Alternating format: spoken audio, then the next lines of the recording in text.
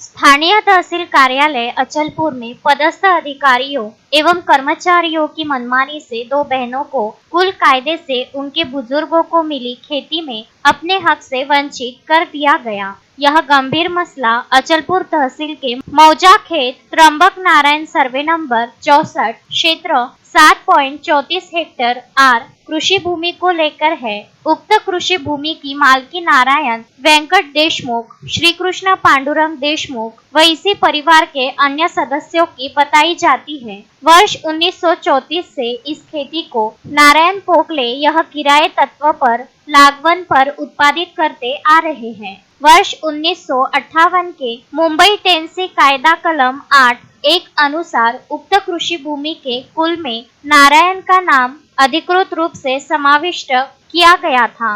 नारायण के बाद वर्ष 59 से 93 तक उक्त खेती को उत्पादित करने का काम शामराव पोकले करते रहे। पश्चात कुल कायदे के नियम के तहत पटवारी कार्यालय में ओम प्रकाश पोकले, किशोर, भरत, मनोहर, शरद, सरस्वता, नलिनी डाबरे और सुनीता धुले इन सभी भाई बहनों एवं मां के नाम को कुल कायदे में दर्ज किया गया था। तत्कालीन एसडीओ रविंद्र धुर्जल के कार्यकाल में उक्त कृषि भूमि की मालकी भी पोकले परिवार को सौंप दी गई थी। अब तहसील प्रशासन की कारगुजारी देखिए कि एसडीओ का स्पष्ट आदेश होने के बाद भी पटवारी और मंडल अधिकारी की मिलीभगत से इसी खेत के 7/12 पर मालक के स्थान पर देशमुख परिवार की बजाय किसी संस्था का नाम चढ़ा दिया गया, जबकि राजस्व विभाग के सूत्र बताते हैं कि कुल कायदे की कृषि संपदा अन्य किसी संस्था को किसी भी व्यवहार के तहत स्थानांतरित नहीं की जा सकती।